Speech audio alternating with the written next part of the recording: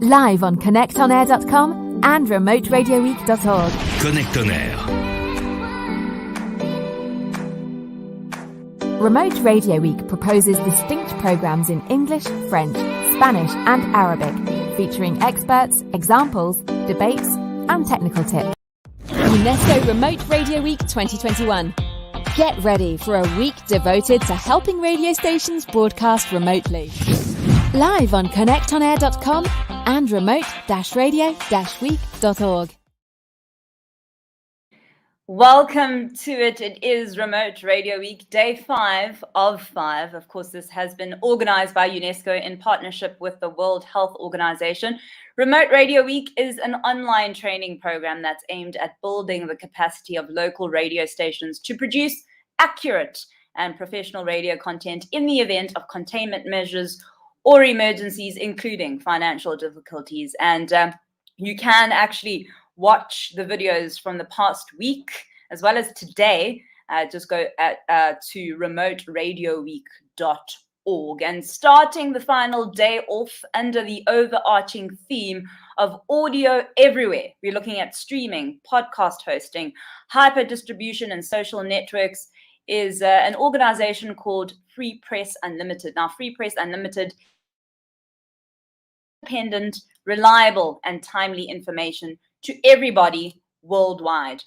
The organization is based in the Netherlands and it's the world, as I said, and they work together with many different partners, and they also organize campaigns and to press freedom, reliable information and independent journalism. Without further ado, we do have a video for you that's featuring Leon, Annelies and Gaelle from the organization. UNESCO Remote Radio Week 2021. Get ready for a week devoted to helping radio stations broadcast remotely. Live on connectonair.com and remote-radio-week.org. Hello everyone, my name is Leon Willems and I'm Director Policy and Programs of Free Press Unlimited. Today we're talking about the importance of radio in times of crisis. And with us we have two distinguished guests from Free Press Unlimited. Annelies Langelaar, Project Program Coordinator Southeast Asia, and Gaelle Weigel, who is working for us in Africa on a very important project regarding the pandemic. Annelies, radio, why is radio so important in crisis situation? Because radio, especially the radio networks we work with through our partners, are able to give life-saving information. It depends, of course, on the crisis. So you have natural disasters, you have COVID-19, or you have a conflict. So in each crisis, of course, the function is a bit different, but overall, it gives the people life-saving information and directs them what to do, where to get assistance, where to get help. But isn't radio an old-fashioned medium? Why is radio so important in, for example, Bangladesh? The radio we work with are remote radios, and that's basically, of course, there's internet now, but if there is a flood or a cyclone, these infrastructures might be disrupted or broken. And radio is relatively fast to build up again. Besides that, the community radios, especially in Bangladesh, serve also a sort of community hub. So people also go there. They know where to go if they need help. So these radios serve multiple functions, actually. Sort of like a public space, the station itself. Yeah, yeah. How is that working in Sub-Saharan Africa, Gaelle? You're working on a big project to counter disinformation during the COVID crisis. Mm-hmm. How does radio have a function in that regard? Well, in many countries in Sub-Saharan Africa, radio remains one of important means of access to information, even more so in rural area where there is, the internet penetration is very low, or where there is no electricity. Sometimes, or oftentimes, radio is the only means at hand for those populations. So in the COVID-19 project, we work with organizations across 17 countries across the sub-Saharan Africa. In the corona crisis, you have a lot of disinformation. People are saying the wildest things about the virus. People are spreading rumors about how to cure it. How can radio, for example, in East Congo, let's just give an example, how can it address these things? How can it provide people with what is right and what is wrong? So based on the experiences that our partners have about the Ebola crisis, for example, or other health crises that they have faced in the past, they have built up on that to better address this COVID pandemic. So a lot of production or content production that they are doing, they are inviting health specialists to train the journalists in terms of how to better understand this virus and to how to report on it to the population. And they're also hosting radio shows where they invite those health specialists, and those health specialists are being interviewed, and they're also getting calling from the audiences with whom they can interact live. So one of the aspects of the project, I think it's called Together for Reliable Information. Yes. We're working with resources from the World Health Organization. Are people learning from each other in this project also? Very much so. I think one of the elements that we are learning from this pandemic is that people need to come together, because it's not only one sector that has the information, but the journalists or even the government and the health specialists need to come together and share the information together.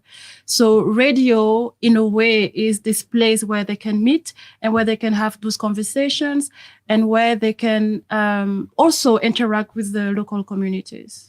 Now, one of the aspects of radio that we know, so we're talking now about community radio stations, a public space in the middle of where people live. But in times of conflict, this place doesn't exist because people are in conflict. And how does the radio play a role in such conditions? I'm thinking, for example, recently we had the situation of Myanmar. Yes. There were radio projects in Myanmar. How does radio work then? I think radio in the countries we work with or the countries that are in conflict, they give facts and try to, like Gaelle said, bring people together instead of polarizing them. So they give context, basically. And the people that are giving that context, so in community radios or any other radio, especially in the countries we work with, are seen as trusted. And if these radios are, they are trusted to give facts. So if they stop polarizing and bring people together, which they often do through talk shows or sort of jingles or by inviting people from different groups that might have the conflict with each other, they bring a different perspective to the local communities and a perspective in which you don't harm the other. Okay. Now we're doing this show partly as part of the UNESCO Remote Radio Week. And one of the questions they have is, how do you support the function of radio in these crisis situations? So give us a few ideas. How does the support that you bring to these radio, how does it work? I think, now we're speaking about radio in times of crisis. And I think the radio remains an important tool because of the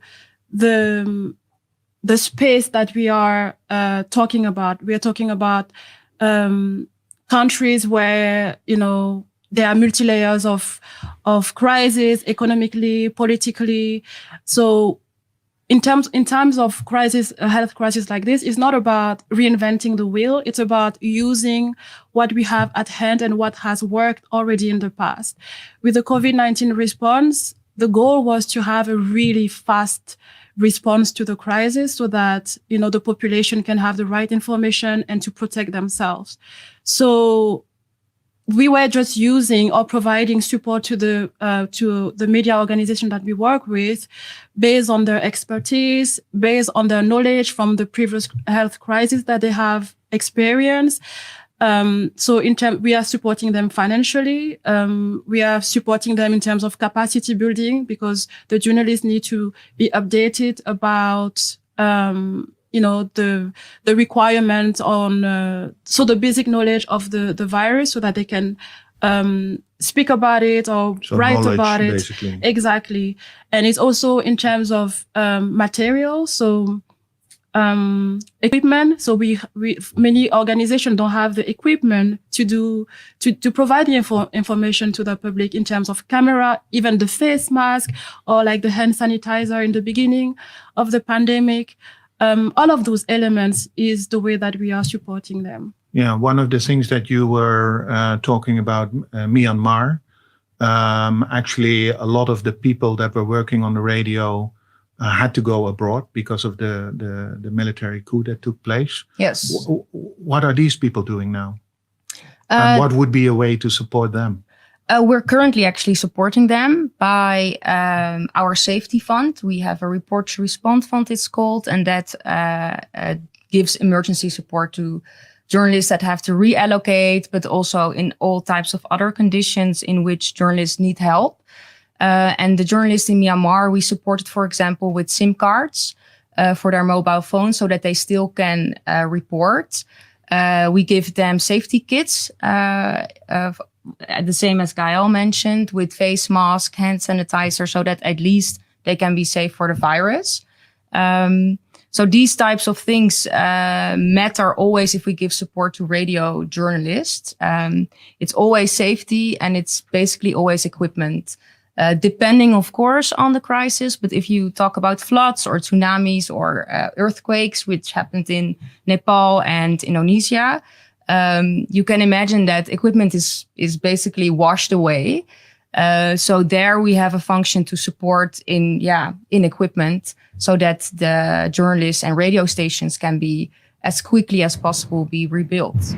One of the things that I heard about Myanmar is that actually a couple of people were relocated to Thailand and starting there a new operation from abroad. Yes. So that is also something that could happen, right? Correct. Yeah, a creative hub, which gives a safe space.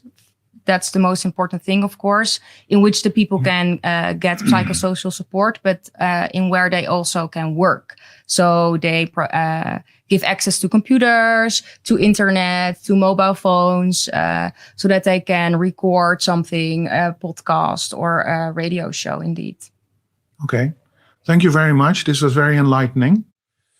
So let me summarize today's episode. We need a safe place. We need trust. We need good radio. We need good people. We need finance. We need face masks, etc. So all this gives you an example of how radio can support work in crisis. We think it's very important at Free Press Unlimited. Thank you for watching and hope you have a great conference. Bye-bye. UNESCO Remote Radio Week 2021. Get ready for a week devoted to helping radio stations broadcast remotely. Insights and suggestions on how to keep your radio business operating through any crisis. Coordinaor. UNESCO Remote Radio Week 2021. Live on connectonair.com and remoteradioweek.org. Coordinaor.